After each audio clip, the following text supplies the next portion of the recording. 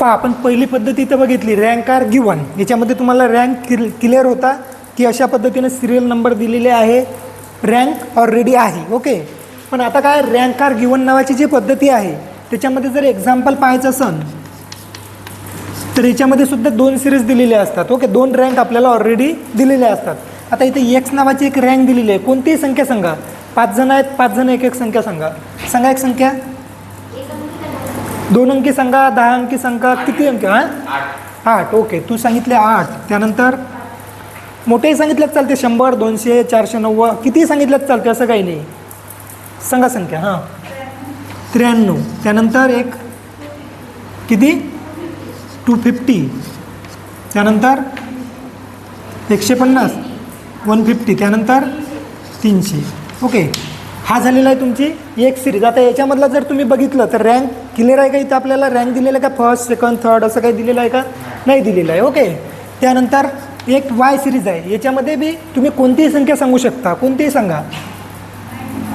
95, किती, 33, 45, 52, 100.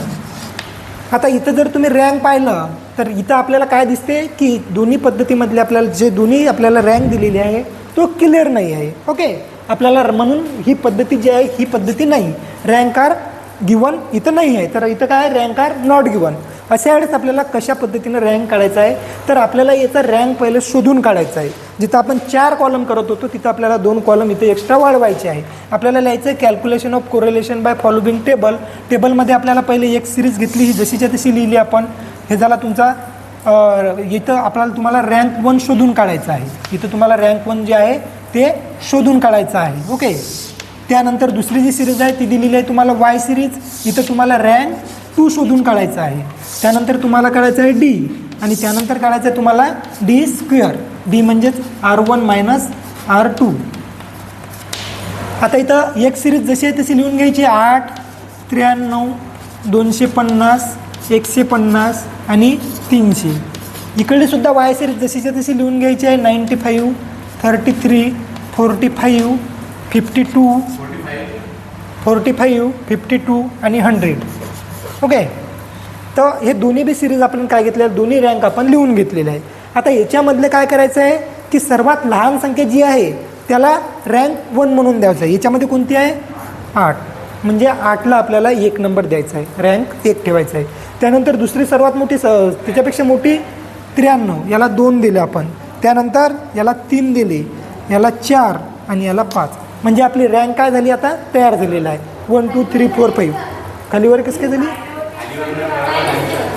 ते संख्या कुठे असल्यात चालते आपल्याला. फक्त आपल्याला काय आहे, मोजून 5 संख्यात आहे तर इथं 5च असले पाहिजे. ओके, हे ध्यानात ठेवायचं आहे. त्यानंतर इकडे सुद्धा आपल्याला रँक द्यायचा आहे. याच्यामध्ये सर्वात लहान संख्या कोणती आहे, 33. याला 1 नंबर द्यायचा आहे, याला 2 नंबर, 3 नंबर, 4 नंबर आणि 5 नंबर. अशा पद्धतीचं तुमचा रँक राहील. ओके. त्यानंतर आपल्याला पाहिजे R1 मायनस R2. म्हणजेच काय, हे R1 झाला तुमचा, हा R2 झाला. ओके, याच्यातून मायनस करायचं. 1तून 4 गेले, -3. त्यानंतर 2तून 1, त्यानंतर 4तून 2 गेले, 2 राहिले, 3तून 3 0 आणि 5तून 5 0. आता याचा स्क्वेअर काढायचा आहे आपल्याला. 3चा 9, 1 4 0 0. ओके. तुमचा n बरोबर राहील 5, n बरोबर 5. त्यानंतर इथं सिग्मा डी स्क्वेअर राहील तुमचा किती, 14. ओके, अशा पद्धतीनं तुम्हाला प्रॉब्लेम सॉल्व करायचा आहे. आता त्यानंतर हे फॉर्म्युल्यामध्ये टाकायचं आहे.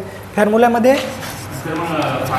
तिन्ही पद्धतीमधला जो फॉर्म्युला आहे तो फॉर्म्युला आपला एकच आहे. RK = 1 - 6 sigma D square upon n indices minus n. अशा पद्धतीचा आपला फॉर्म्युला राहील तिन्ही बी याच्यामध्ये मेथडमध्ये. तिन्ही मेथडमध्ये एकच फॉर्म्युला, हे ध्यानात ठेवायचं आहे. आता याच्यामध्ये आपल्याला काय पाहिजे, 1 - 6 इंटू सिग्मा डी स्क्वेअर किती आलेलं आहे, 14. त्यानंतर n आलेला आहे आपला 5. 6 गुणिले 14, 14 किती होते, 84. त्यानंतर 125 मायनस 5 पद्धती प्रत्येक वेळेसपर्यंत एक स्टेप मांडत चालायची. ओके. 84 भागिले 120. 5 0.7 म्हणजे तुमचं उत्तर किती येते 0.3. हे काय राहील पॉझिटिव्हमध्ये, बरोबर आहे. 0.3 हे तुमचं पॉझिटिव्हमध्ये राहील. Rank correlation is positive 0.3. अशा पद्धतीने तुम्हाला दुसऱ्या पद्धतीनुसार रँक आर नॉट गिवन यानुसार सॉल्व करायचं आहे. काय प्रॉब्लेम आहे यामध्ये? काहीच प्रॉब्लेम नाही. दोन्ही बी पद्धती आपल्याला एकदम सिंपल आहे. तिसरी पद्धत सोपीच आहे, ती पण आपल्याला घ्यायची आहे. ओके, तिसरी पण घेऊ.